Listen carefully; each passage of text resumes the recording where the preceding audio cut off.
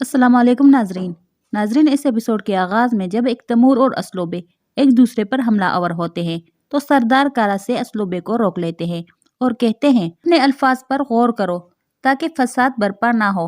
और फिर उस्मान साहब से कहते हैं उस्मान साहब पुरसुकून हो जाए, हम बैठकर बात करेंगे। अभी मैंने कोई फैसला नहीं किया, आज रात आप हमारे मेहमान रहेंगे, रात तक मैं आपको अपने फैसले से आगाह कर दूंगा। और फिर असलूबे से कहते हैं मेहमान खाना तैयार करो, उस्मान साहब और इनके सिपाही आज रात हमारे मेहमान होंगे और इनकी जरूरत की हर चीज मुहैया करो। फिर उस्मान साहब और उनके सिपाही असलूबे के साथ वहां से रवाना हो जाते हैं। उस्मान साहब के जाने के बाद बाइंदर कहता है उस्मान साहब एक अक्लमंद सरदार है, लेकिन एक तैमूर एक जज्बाती लड़का है। उसका ये जज्बातीपन उस्मान साहब के लिए मसाइल खड़े कर सकता है। सरदार कारा से कहते हैं एक तैमूर एक बहादुर लड़का है, इसलिए वो अपनी जुबान पर काबू नहीं पा सका। ये सुनकर बाइंदर एकदम खड़ा हो जाता है और कहता है हमने आपको पेशकश कर दी, अब आपका फैसला है जनाब, और वहां से रवाना हो जाता है। दूसरी जानिब खेमे में मलहन खातून बैठी रो रही थी और रोते हुए अल्लाह ताला से दुआ मांग रही थी, ए अल्लाह मेरी मदद फरमा, मेरा दिल जल रहा है मेरे अल्लाह, इस आग को बुझा दे मेरे अल्लाह, मेरा बेटा मेरे आंखों का नूर, मेरा दिल का सुकून, मैं उसे खो रही हूँ मेरे अल्लाह, मेरी मदद फरमा मेरे अल्लाह, मेरे बेटे को शिफा दे मेरे अल्लाह, मैं बेबस हूँ मेरे अल्लाह, तू हर चीज पर कादर है, तू गफूर और रहीम है मेरे अल्लाह, मेरी मदद फरमा। मैं अपने बेटे को खो रही हूँ मेरे अल्लाह, मैं उसके लिए कुछ नहीं कर पा रही, तू उसे सेहत अता फरमा, तू उसे ताकत दे, तू उसे शिफा दे, तेरे पास हर दर्द की दवा है मेरे अल्लाह, मेरे बेटे को मुझे लौटा दे मेरे अल्लाह, मेरी दुआएं कबूल फरमा मेरे अल्लाह, मेरी दुआएं कबूल फरमा, आमीन आमीन। इसी लम्हे शेख खदाबाली इजाजत लेकर खेमे के अंदर दाखिल होते हैं और फिर वो दोनों बैठ जाते हैं। शेख खदाबाली कहते हैं हमारा रब हमें हमसे बेहतर जानता है। कुरान करीम में इरशाद हुआ है कि हकीकत में तुम्हारा माल और तुम्हारी औलाद तुम्हारे लिए सामान्य आजमाइश है और अल्लाह के पास अजर देने के लिए बहुत कुछ है। हमें ये नहीं भूलना चाहिए मलन खातून, हमारी औलाद हमारे लिए आजमाइश है। हमारा इम्तिहान जितना बड़ा होता है हम उतने ही ज्यादा अपने रब के करीब होते हैं। जवाबन मलहन खातून कहती है मेरे शेख मैं जानती हूँ, लेकिन मेरे दिल का दर्द बहुत बड़ा है। शेख खदाबाली कहते हैं इलाज भी सिर्फ अल्लाह के पास है, जब तक हम उनसे पनाह नहीं मांगते हम मुतमईन नहीं हो सकते। याद रखो कि अल्लाह ने सबसे बड़ा इम्तिहान नबियों और रसूलों को दिया है, अपने प्यारों को। अपनी इस परेशानी में तुम ये कभी मत भूलो और सबसे बेहतर तरीका सब्र है। ये सुनकर मलहून खातून अपने आंसू पोंछ लेती है और कहती है मैं खुद को बहुत समझाती हूँ कि मैं सब्र करूँ, लेकिन अपने बेटे को जब इस हाल में देखती हूँ तो फिर मैं क्या करूँ मेरे शेख। जवाबन शेख खदाबाली कहते हैं जो चीज सब्र को तकवीयत देती है वो इबादत है, ज्यादा से ज्यादा इबादत करो, अपने रब से मांगो, अपने रब से इलाज मांगो, अपने रब से शिफा मांगो और अमन मांगो। वो अपने बंदों को कभी खाली झोली नहीं लौटाता। अगर हमारी नमाज ना हो तो हमारी क्या अहमियत होगी। हमारे इबादत हमारी दुआओं के पीछे है। हम सबसे पहले अपने रब से दरख्वास्त करेंगे और हान की सेहतयाबी के लिए। सब कुछ हो सकता है, ये हमारे रब की तरफ से हमारे लिए एक इम्तिहान है। हमारा रब हमारे लिए जो बेहतर समझता है हम उसे कबूल करेंगे। हम कभी ये सवाल नहीं करेंगे कि क्या ये एक आफत है, हम यही कहेंगे कि हमें आपका हर फजल और हर गम कबूल है। हम यही कहेंगे कि आप देते हैं और आप ही लेते हैं मेरे रब, लेकिन हम अपनी उम्मीदों को हमेशा जिंदा रखेंगे। क्या अयूब अलैहिस्सलाम को उन्होंने एक बहुत बड़ी आजमाइश नहीं दी थी? हम भी सब्र करेंगे मेरी बेटी। ये सुनकर मलहन खातून कहती है अल्हम्दुलिल्लाह मेरे शेख, मैं अपने रब से हमेशा दुआ करती रहूंगी, इंशाल्लाह मेरा उरहान बहुत जल्द ठीक हो जाएगा। इस पर शेख खदाबाली भी कहते हैं इंशाल्लाह। दूसरी जानिब एनागोल के चर्च में जेर कोताही और ओल्गन खातून बाकी पादरियों के साथ मौजूद होते हैं। ओल्गन जेर कोताही से पूछती है जेर कोताही अब हम क्या करेंगे? जेर कोताही कहता है जैसे मैं कहता हूँ वैसे ही करो। तो ओल्गन कहती है वो क्या कहेंगे, क्या मैं एक सूरा पढ़ूं? जेर कोताही कहता है बस एक गीत गाना। फिर जेर कोताही आगे बढ़ता है तो अलगन कदरे ऊंची आवाज में कहती है अम्मा मेहंदी लाओ, अम्मा मेहंदी लाओ। ये सुनकर जेर कोताही गुस्से से पीछे की जाने मुड़कर कहता है आहिस्ता गाओ आहिस्ता। ये सुनकर ओल्गन आहिस्ता आहिस्ता गीत गाने लगती है। फिर वो दोनों बाकी पादरियों के साथ घुल मिल जाते हैं। इसी लम्हे ओलुफ अपने बंदों के साथ वहां पर आ जाता है। ओलुफ को देखकर जेर कोताही छुपने की कोशिश करता है, پھر اولوف آگے بڑھ کر کہتا ہے، عظیم عیسیٰ آپ کی دعائیں قبول فرمائیں۔ میرے عظیم بھائیوں، مجھے یسوع مسیح کی دین قبول کرتے ہوئے زیادہ عرصہ نہیں گزرا، لیکن مجھے دین عیسائیت سے بہت پیار ہے۔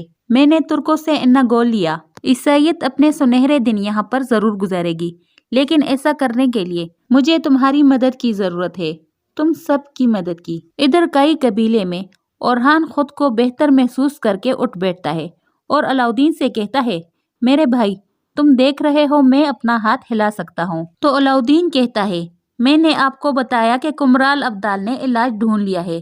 تو اورہان کہتا ہے، چلو اماں کو بتاتے ہیں۔ علاؤدین کہتا ہے، نہیں بھائی، آپ بیٹھے رہے، میں اماں کو یہاں پر بلا کر لاتا ہوں۔ لیکن اورہان کہتا ہے، نہیں، میں نے اماں کو بہت پریشان کیا، اب میں خود ان کے پاس جا کر انہیں یہ خوشخبری سناتا ہوں۔ پھر اورہان علاؤدین کا سہارا لے کر باہر کی جانب روانہ ہو جاتا ہے۔ ادھر گرجا گھر میں اولوف کہہ رہا تھا، اناگول کا سب سے بڑا گرجا گھر یہیں پر ہوگا اور سب کو یہیں پر تربیت ملے گی، اس لیے میں نے آپ سب کو یہاں پر بلایا ہے۔ اس کے لیے آپ یہاں پر موجود ہر چیز استعمال کر سکتے ہیں۔ اس مقصد کے لیے اناگول عیسائیت کی مراکز میں سے ایک ہوگا۔ پھر پادری ارسطو سے پوچھتا ہے، ہم کہاں سے شروع کر سکتے ہیں پادری ارسطو؟ اس پر پادری ارسطو کہتا ہے، اگر آپ عیسائی فوج جمع کرنا چاہتے ہیں تو تمام مردوں کو عیسائی ہونا چاہیے، کسی اور مذہب کو قبول نہیں کیا جا سکتا۔ یہ سن کر اولوف باقی پادریوں سے پوچھتا ہے، کیا آپ لوگ بھی ایسا سمجھتے ہیں؟ تو باقی پادری کہتے ہیں، پادری ارسطو ٹھیک کہہ رہے ہیں، تمام مردوں کو عیسائی ہونا چاہیے۔ اسی لمحے اولگن کے ہاتھ سے ایک موم بتی گر جاتی ہے، لیکن اولگن خود کو سنبھالتے ہوئے دونوں ہاتھ جوڑ کر کہتی ہے، عظیم عیسیٰ، عظیم مریم، یہ میرا پسندیدہ گرجا گھر ہے، میں کچھ عرصے سے یہاں پر نہیں آئی، آپ مجھ سے راضی ہو؟ یہ سن کر پادری ارسطو اولوف سے کہتا ہے، راہبہ ارینی میری پرانی شاگردہ ہے، ان کی پرورش اناگول میں ہوئی۔ تو اولوف کہتا ہے، اگر ایسا ہے تو آپ کو وہی چیزیں چاہیے جو میں کہہ رہا ہوں۔ یہ سن کر اولگن کہتی ہے، ہم چاہتے ہیں، ہم چاہتے ہیں۔ دوسری جانب عثمان صاحب اپنے سپاہیوں کے ساتھ سردار کاراسے کے حویلی میں موجود ہوتے ہیں۔ برہان عثمان صاحب سے پوچھتا ہے، حضور کیا سردار کاراسے ہمارا ساتھ دیں گے؟ اس پر عثمان صاحب کہتے ہیں، اس کے دل نے اور اس کے دماغ نے ہماری طرف کھڑا ہونا قبول کر لیا ہے، بس اب ہم نے اس کا فیصلہ سننا ہے۔ اسی لمحے ایک سپاہی عثمان صاحب کو ایک پرچی دیتے ہوئے کہتا ہے، ہم نے مردوں کا شمار کر دیا، کاراسے کی حویلی میں 6000 مرد ہے جو لڑ سکتے ہیں، ہم یہ نہیں جانتے کہ وہ ہمیں کتنے آدمی دے سکتے ہیں، اور سردار جاندار وہ ہمیں 3000 سپاہی دے سکتے ہیں۔ اس پر کونور کہتا ہے، یہ وہ لوگ ہیں جو لڑنے کے لیے تیار ہیں، لیکن باجی اور نومروں کا کیا ہوگا؟ اگر کفار کی بات کی جائے تو ان کے پاس 2 گنا زیادہ جنگجو موجود ہے۔ تو ایک سپاہی کہتا ہے، ہماری تعداد اب بھی نعمان سے آدھی ہوگی، گرمیان کے بغیر ہم نعمان کے ساتھ نہیں لڑ سکتے۔ اس پر عثمان صاحب کہتے ہیں، آئی کچھ فکر نہ کرو، وہ لوگ جن کی تعداد بہت کم تھی وہ ان لوگوں پر غالب آ گئے جو تعداد میں بہت زیادہ تھے، انشاءاللہ گرمیان کے یعقوب صاحب وہ بھی ہمارا ساتھ دیں گے۔ اس پر وہاں پر موجود تمام سپاہی کہتے ہیں، انشاءاللہ۔ پھر عثمان صاحب دیکھتے ہیں کہ ایک تیمور وہاں پر موجود نہیں ہوتا۔ عثمان صاحب پوچھتے ہیں کہ ایک تیمور کہاں پر ہے؟ اس پر برہان کہتا ہے، میرے سردار ایک تیمور سپاہیوں کو دیکھنے گیا ہے، وہ جانتا ہے کہ ہم اجنبیوں کے شہر میں ہیں، اس لیے وہ سمجھتا ہے کہ ہمیں زیادہ احتیاط کی ضرورت ہے۔ عثمان صاحب کہتے ہیں، جب ہم اجنبیوں کے شہر میں ہوتے ہیں تو ہمیں ایک دوسرے سے زیادہ دور نہیں رہنا چاہیے۔ ادھر حویلی میں دوسری جگہ پر ایک تیمور آگے کی جانب بڑھ رہا ہوتا ہے۔ حسین وہاں پر موجود ایک سپاہی سے کہتا ہے، وہ دیکھو ایک تیمور آ رہا ہے۔ وہ سپاہی آگے بڑھ کر ایک تیمور سے کہتا ہے، اسلوبے نے آپ کے لیے میز تیار کر رکھی ہے، وہ آپ کا انتظار کر رہا ہے۔ یہ سن کر ایک تیمور کہتا ہے، شکریہ، لیکن میرا پیٹ بھرا ہوا ہے، ان سے کہنا کہ میں نہیں آ رہا۔ یہ کہہ کر ایک تیمور جیسے ہی آگے بڑھتا ہے تو وہ سپاہی کہتا ہے، یہ سردار کا حکم ہے، میں وہاں پر جا کر یہ نہیں کہہ سکتا کہ آپ وہاں پر نہیں جا رہے۔ معاف کیجیے گا جناب، اسلوبے کو مجھ پر غصہ نہ کیجیے۔ یہ سن کر ایک تیمور کہتا ہے، ٹھیک ہے، میں آپ کی میز پر آؤں گا۔ اس کے ساتھ ہی ایک تیمور اس سپاہی کے ساتھ چل پڑتا ہے۔ ادھر کئی قبیلے میں خواتین موجود ہوتی ہے اور عائشہ خاتون بتاتی ہے، ہم نے سب سے پوچھ گچھ کر لی، لیکن سب بتا رہے ہیں کہ کوئی اجنبی اندر داخل نہیں ہوا۔ یہ سن کر ملہن خاتون کہتی ہے، اس کا مطلب یہ ہوا کہ غدار ہمارے اندر موجود ہے۔ بالا خاتون کہتی ہے، اگر اسمیان ہمارے آس پاس ہے تو اسے ہماری ہر حرکت کے بارے میں معلوم ہونا چاہیے۔ اسی لمحے اورحان علاؤدین کے ساتھ وہاں پر آ جاتا ہے۔ اورحان کو دیکھ کر سب بہت خوش ہو جاتے ہیں۔ اورحان آگے بڑھ کر ملہن خاتون سے کہتا ہے، اماں میرا ہاتھ بالکل ٹھیک ہو گیا۔ یہ سن کر ملہن خاتون اورحان کو گلے لگاتی ہے اور اللہ تعالیٰ کا شکر ادا کرتی ہے، جبکہ باقی سب بھی بہت خوش ہو جاتے ہیں اور اسما بھی اللہ کا شکر ادا کرتی ہے۔ لیکن اورحان ایک بار پھر نڈال ہو کر نیچے گر جاتا ہے۔ یہ دیکھ کر ملہن خاتون اورحان کو پکارنے لگ جاتی ہے۔ اورحان کہتا ہے، اماں مجھے کچھ محسوس نہیں ہو رہا، میں بالکل ہل نہیں سکتا۔ یہ سن کر ملہن خاتون اورحان کو حوصلہ دیتے ہوئے کہتی ہے، اورحان تم بالکل ٹھیک ہو جاؤ گے، حوصلہ کرو۔ ادھر اوکتم صاحب بینگے خاتون پر غصہ کرتے ہوئے کہتے ہیں، مجھے بتائے بغیر تم نے اسما کو وہاں پر جاسوسی کے لیے کیوں چھوڑا؟ اس سے تمہیں کیا ملا؟ تو بینگے کہتی ہے، میں نے صرف حویلی کی خبر دینے کے لیے اسما کو وہاں پر رکھا ہے، کسی کی جان لینے کے لیے نہیں۔ اسی لمحے وہاں پر اسمیان سلطانہ آ کر کہتی ہے، جو کسی کی جان لینے سے ڈرتا ہے وہ کبھی سردار نہیں بن سکتا۔ تو اوکتم صاحب کہتے ہیں، والدہ سلطانہ یہ بہت بھاری ہے، ہم یہ گناہ برداشت نہیں کر سکتے۔ اس پر سلطانہ کہتی ہے، تم دونوں کئی قبیلے پر حکومت بھی کرنا چاہتے ہو اور اپنے ہاتھ خون آلودہ بھی نہیں کرنا چاہتے، کیا ایسا ہی ہے؟ اگر تم لوگ حکومت کرنا چاہتے ہو تو پھر تم اپنے ہاتھوں کو خون اور مٹی سے بچا نہیں سکتے۔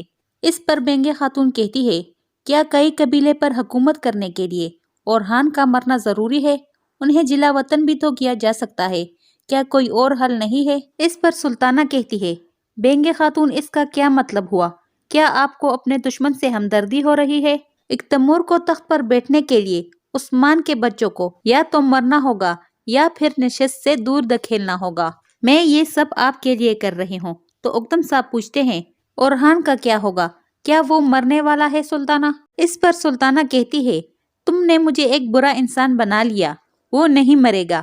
اس کی خواہش ہوگی کہ وہ مر جائے، لیکن وہ مرے گا نہیں، اب وہ بستر سے لگا رہے گا، وہ بستر سے اٹھ نہیں سکے گا۔ اسی جگہ پر اس ایپیسوڈ کی اینڈ ہو جاتی ہے۔ آپ لوگوں سے گزارش ہے کہ ہمارے چینل کو سبسکرائب کریں اور ویڈیو کو لائک کریں۔